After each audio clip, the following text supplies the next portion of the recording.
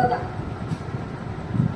हा एक काय आहे, रुमाल दिसतोय तुम्हाला, आहे एक रुमाल.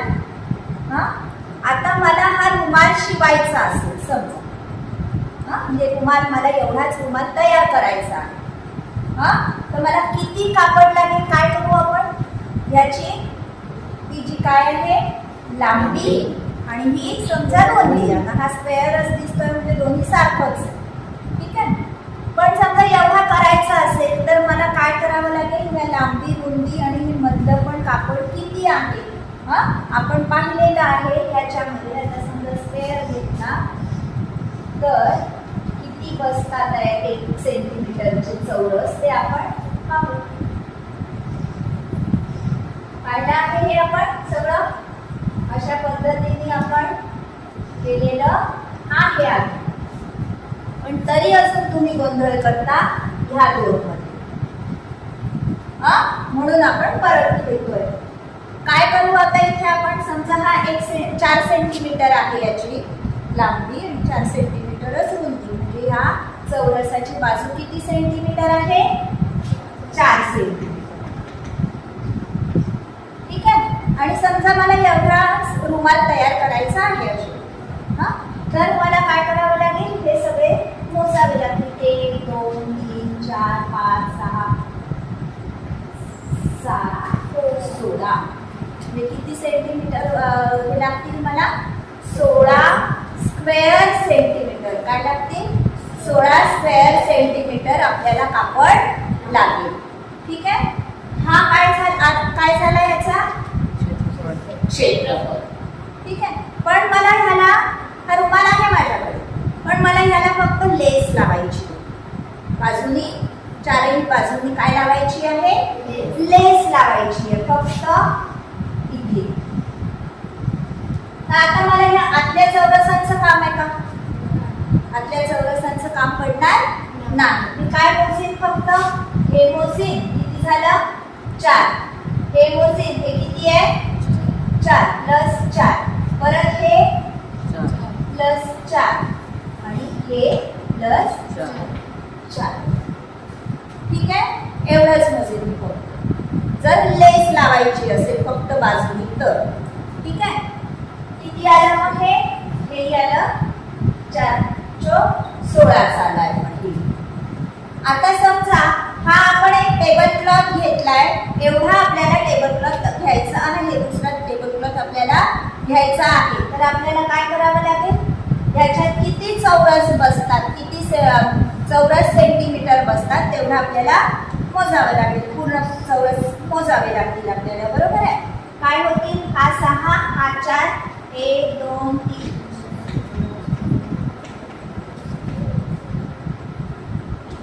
ठीक आहे. किती कापड लागेल आपल्याला, किती कापड लागेल, 24 स्क्वेअर सेंटीमीटर कापड लागेल, स्क्वेअर सेंटीमीटर, किंवा असं लिहू शकता सेंटीमीटरचा वर्ग, ठीक आहे. पण मला समजा लेस लावायची आहे,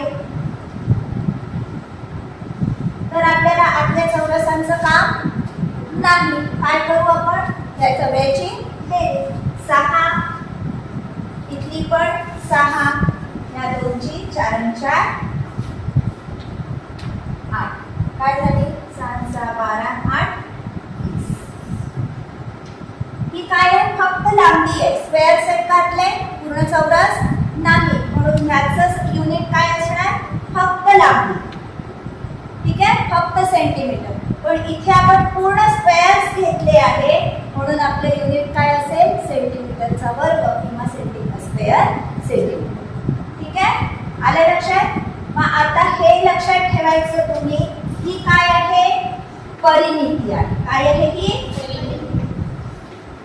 केव्हा काढायची परिमिती, जेव्हा फक्त बाजूने लेस बनवायची आहे, किंवा फक्त कुंपण, एखादं समजा बगीचा आहे त्याला फक्त असं तारेचं कुंपण करायचं आहे, फक्त बाजूने, अशा वेळेस काय काढायची परिमिती, ठीक. पण जेव्हा आपल्याला पूर्ण कापडाचं काम असेल किंवा पूर्ण जागेचं काम असेल तेव्हा काय करायचं, क्षेत्रफळ. ही गोष्ट फक्त लक्षात ठेवा, परिमिती आणि क्षेत्रफळ. हे कारण इथेच तुम्ही गोंधळ करता. उदाहरणांमध्ये डायरेक्ट विचारलेलं नसतं की याचं परिमिती किती किंवा याचं क्षेत्रफळ किती, याची परिमिती किती असं विचारलेलं नसतं. ठीक आहे. तुम्हाला असं विचारलेलं असू शकतं की बा एवढा रुमाल तयार करायचा आहे, हा, तर किती कापड लागेल. किंवा जर 6 सेंटीमीटर लांबी 4 सेंटीमीटर रुंदी वाले 6 रुमाल तयार करायचे आहे तर किती कापड लागेल. असं समजा तुम्हाला प्रश्न आला तर काय लागेल, तुम्हाला पूर्ण कापडाचं काढायचं आहे. काय काढावं लागेल, क्षेत्रफळ, एरिया काढावा लागेल. ठीक आहे. एरिया माहिती आहे तुम्हाला, काय, लांबी गुणिला रुंदी. ठीक आहे. आणि जर आपला स्क्वेअर असेल तर दोन्ही एकच आहे म्हणून साईडचा वर्ग, बाजूचा वर्ग. ठीक आहे. आलं लक्षात. आणि परिमिती काढायची असेल तर सरळ सरळ काय करायचं आहे, सगळ्या बाजूंची बेरीज. इथे सगळ्या बाजू सारख्याच आहे म्हणून परिमिती काढायला हे स्क्वेअरचं परिमिती, घनाची परिमिती जर काढायची आहे आपल्याला तर काय होईल, साईड किती आहे, 4. ठीक आहे. आणि आता इथे 4 सेंटीमीटर लांबी होती त्याच्यामुळे आपण 4 घेतलं. पण जर 3 सेंटीमीटर लांबी असेल तर 4 गुणिला 3 करू. म्हणजे जर घनाची परिमिती काढायची असेल तर काय होईल, जेवढी बाजू असेल त्याच्या 4 पट. आलं लक्षात. 4 गुणिला बाजू. आता इथे दोन बाजू समान आहेत समोरासमोर म्हणून आयताची परिमिती कशी काढणार, काय होईल बघा. ही लांबी किती वेळा आली, लांबी किती वेळा आली, 2. रुंदी किती वेळा आली, 2L प्लस 2B. कॉमन काढू शकता तुम्ही. आणि L प्लस हे झालं कशाचं सूत्र, आयताच्या परिमितीचं किंवा पेरिमीटर ऑफ रेक्टँगल. ठीक आहे. पेरिमीटर ऑफ रेक्टँगल काय मग, 2 इंटू लेंथ प्लस ब्रेड. बघा 6 आणि 4 ची बेरीज करा, किती आली, 10. 10 इंटू ने आलं. घनाची परिमिती 4 गुणिला बाजू. घनाचं क्षेत्रफळ साईडचा वर्ग, साईड स्क्वेअर. आणि लेंथ इंटू ब्रेड किंवा मराठीत आपण म्हणू लांबी गुणिला रुंदी. ठीक आहे. परिमिती आणि क्षेत्रफळामधला फरक लक्षात आला. परिमिती केव्हा काढाल, फक्त लेस लावायची असेल किंवा कुंपण करायचं असेल, हा, तेव्हा काय काढायची, परिमिती. हा, पण समजा एक मैदान आहे आणि त्याच्यामध्ये इतकी वाळू टाकायची आहे पूर्ण प्लेन, हा, तर किती, एक थरभर वाळू टाकायची वगैरे समजा असं आलं, हा, तर किती वाळू लागेल वगैरे काढायला काय करायचं, क्षेत्रफळ काढायचं. ठीक आहे. आले लक्षात दोन्हीतला फरक. आता आपल्याला ही 2 सूत्र माहिती आहेत, बाकीची आपण तयार केलेली आहे. एकदा आपल्याला एवढं लक्षात आलं आहे की परिमिती म्हणजे काय. चांगलं पक्क लक्षात आलं. केव्हा परिमिती काढायची, केव्हा क्षेत्रफळ काढायचं हे लक्षात घ्यायचं आहे. आता बघू इथे काही आपले जे आकार आहेत, शेप्स आहेत, त्याचे काय काय परिमिती आहे, परिमितीचं सूत्र काय काय आहे. ठीक आहे. परिमिती म्हणजे काय, कोणत्याही आकृत्या असतील किंवा द्विमितीय प्रतल असतील, हा, जसं चौरस झालं, आयत झालं, षटकोन झाले, हा, पंचकोन झाले, कोणत्याही पॉलिगॉन्स असू दे, बहुभुजाकृती असू दे, काय लक्षात ठेवायचं आहे, परिमिती म्हणजे त्याच्या जेवढ्याही बाजू असतील त्या सर्व बाजूंची बाह्य कडांच्या बाजू एकूण लांबी. ठीक आहे. एकूण लांबी, एकूण लांबी म्हणजेच काय, त्या सर्व कडांच्या लांबींची बेरीज. ठीक. मग आता त्रिकोण असेल तर तिन्ही बाजूंच्या लांबीची बेरीज. ठीक आहे. आता आयत असेल तर आयताचं सूत्र तयार होत आहे. का बरं तयार होत आहे, कारण त्याच्या सम्मुख बाजू कशा आहेत, समान आहे. त्याच्यामुळे आयताच्या परिमितीचं सूत्र कसं तयार झालं, 2 गुणिला लांबी अधिक रुंदी. Length plus bread. ठीक. आता चौरसाची परिमिती, चारही बाजू कशा आहेत? समान असतात. चौरसाच्या स्क्वेअरच्या चारही बाजू कशा असतात? समान असतात. इथे लिहून घेऊ आपण पेरिमीटर ऑफ स्क्वेअर. काय? चारही बाजू समान आहे म्हणजे कोणत्याही एका बाजूची लांबी घेतली त्याला कशाने गुणलं? 4 गुणायचं. हे झालं चौरसाच्या परिमितीचं सूत्र. बघू वर्तुळाचा परिघ. आता परिघ नाव दिलेलं आहे पण वर्तुळाचा परिघ म्हणजे काय? वर्तुळाची जी ही कडा आहे पूर्ण, ही कडा आहे सर्क्युलर कडा, वर्तुळाकार, ह्या पूर्ण ह्याची लांबी म्हणजेच काय? वर्तुळाचा परिघ किंवा इंग्लिश मध्ये सर्कम्फरन्स ऑफ सर्कल. ठीक. म्हणजे एक प्रकारची पेरिमीटरच, एक प्रकारची परिमितीच. बरोबर. हा, त्याचं काढलं होतं आपण मध्ये सूत्र. वर्तुळाच्या याच्यामध्ये काय केलं होतं? ह्याला पूर्ण दोरी लावली होती आणि मग काय सूत्र तयार झालं होतं त्याचं? आपलं वाईस पाय आर. ठीक आहे. म्हणजे आर च्या किती पट होतं ते? वाईस पाय प्रत्येक वेळेस. ठीक आहे. ट्वाइस आर म्हणजेच काय? डी. हो ना. त्रिज्येची दुप्पट म्हणजेच काय? डायमीटर. बरोबर. व्यास. हा, पायची किंमत निघाली होती आपली काय? 3.14 22 किंवा 22/7. ठीक. आता जर सर्कम्फरन्स ऑफ सर्कल काय आहे? वर्तुळाचा परिघ काय आहे? ट्वाइस पाय आर आहे. जर आपण अर्धवर्तुळ घेतलं, काय घेतलं? अर्धवर्तुळ जर घेतलं तर काय होईल? ट्वाइस पाय आर पूर्ण ह्याचं आहे. अर्ध करायचं आहे म्हणजे आपल्याला आधी त्याला अर्ध करावं लागेल. फक्त हाच भाग घ्यावा लागेल. बरोबर. म्हणजे ह्याला आपण 2 भागलं म्हणजे किती आलं? पाय आर. हा, आता त्याच्यामध्ये हे मिळवावं लागेल. ही काय आहे? डायमीटर आहे. सर्कलचं काय आहे? हा डायमीटर, व्यास आहे. मग आपल्याला ह्या अर्ध्या सर्कम्फरन्स मध्ये ह्या डायमीटरची लांबी मिळवावी लागेल. ठीक आहे. हा झाला कशाचा परिघ? अर्धवर्तुळाच्या परिघाचं सूत्र काय तयार झालं? मग ट्वाइस पाय आर प्लस डी, किंवा जर आर असेल आपल्याकडे, रेडियस असेल, डायमीटर नसेल तर आर प्लस ट्वाइस आर. ठीक आहे. आलं लक्षात इथपर्यंत? परिमितीची सूत्र लक्षात आली. क्षेत्रफळ म्हणजे काय? मग पाहिलं आपण आकृतीने सपाट पृष्ठभागावरील व्यापलेली जागा म्हणजे क्षेत्र, आणि त्या क्षेत्राचं माप म्हणजे काय? त्या आकृतीचं क्षेत्रफळ. इंग्लिश मध्ये काय म्हणणार आपण? स्पेस ऑक्युपाइड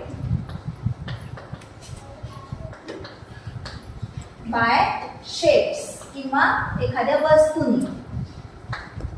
हा, म्हणजे काय? एरिया. ठीक आहे. Shapes occupied by is called area.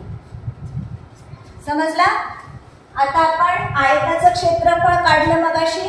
काय? लांबी गुणिला रुंदी. कारण लांबीत जितके ठोकळे असतील तितके त्याला आपण रुंदीत असलेल्या ठोकळ्यांनी गुणतो. ठीक आहे.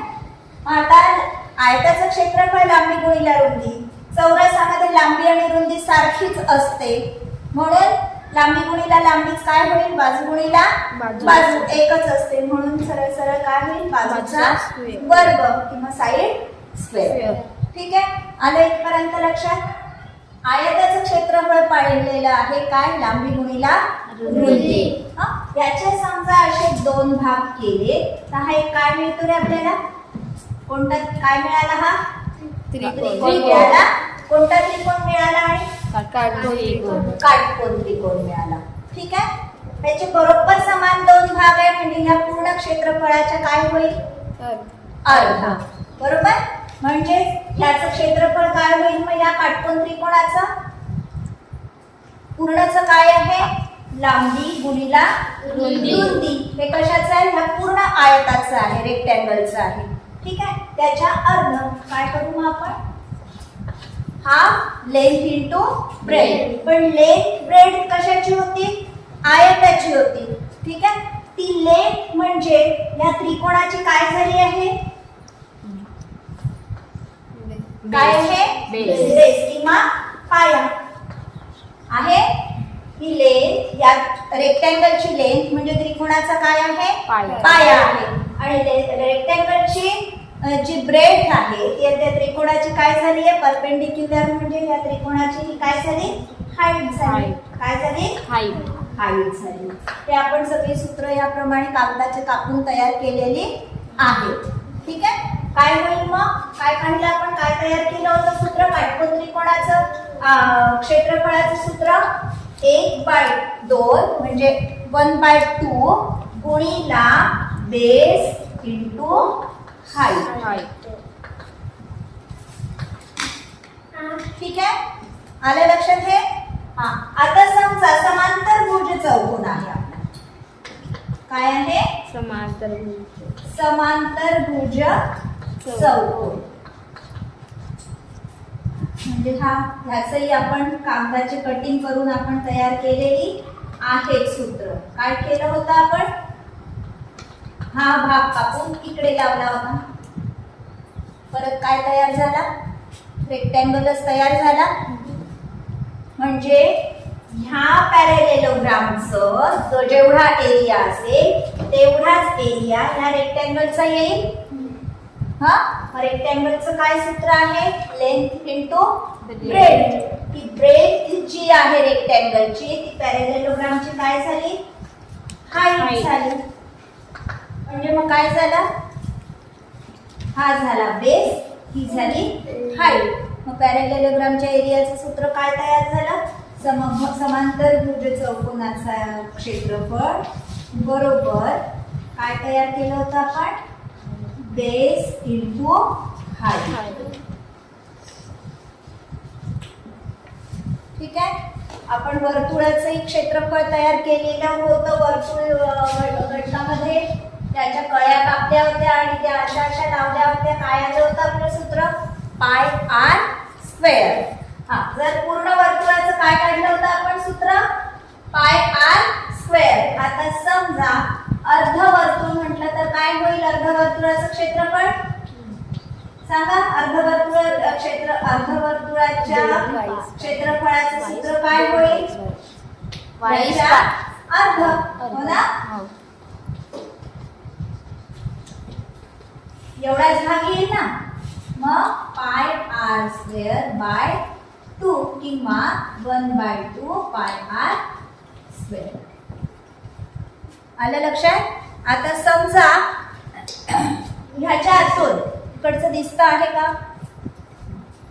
समजा ह्याच्या आतून आपण समजा अजून एक असाच वर्तुळ काढला. हा. एक मोठा वर्तुळ आहे आणि त्याच्या आतला वर्तुळ आहे. ह्या फक्त भागाचं काय होईल मग क्षेत्रफळ? मोठ्या वर्तुळाचं क्षेत्रफळ वजा लहान वर्तुळाचं क्षेत्रफळ. बरोबर आहे. म्हणजे पाय समजा मोठ्या वर्तुळाची त्रिज्या घेतली मोठा आर, लहान वर्तुळाची त्रिज्या घेतली स्मॉल आर, तर काय होईल? मोठ्या वर्तुळाची त्रिज्येचा वर्ग वजा लहान वर्तुळाच्या त्रिज्येचा वर्ग. ठीक आहे. आल्या ह्या गोष्टी काही लक्षात? आता समजा हा एक चौरस आहे आणि ह्या चौरसाच्या आतमधून बरोबर एक त्या चौरसांच्या बाजूंना स्पर्श करून एक वर्तुळ आहे. ठीक आहे. अशा पद्धतीने आपल्याला हा वर्तुळ मिळेल. काय गोष्ट लक्षात ठेवायची? या वर्तुळाची त्रिज्या आणि या चौरसाची बाजू यांचं गुणोत्तर नेहमी किती असतं? 1:2 असतं. म्हणजे जर वर्तुळाची त्रिज्या किंवा चौरसाची बाजू ही वर्तुळाच्या त्रिज्येच्या कशी असते? दुप्पट असते. मग जर आता वर्तुळाची त्रिज्या जर 2 आहे तर चौरसाची बाजू किती असेल? 4. वर्तुळाची त्रिज्या जर 3 असेल तर चौरसाची बाजू किती असेल? 6. ठीक आहे. ही एक गोष्ट लक्षात ठेवायची. उदाहरणांनी सोडवताना आपल्याला याचं काम पडणार आहे, पडू शकतो. व्हिडिओ आवडल्यास नक्की लाईक, शेअर आणि कमेंट करा. आणि हो, सबस्क्राईब केलं नसेल तर अवश्य सबस्क्राईब करा, म्हणजे मी नवीन अपलोड केलेल्या व्हिडिओजचे तुम्हाला नोटिफिकेशन्स मिळतील. धन्यवाद.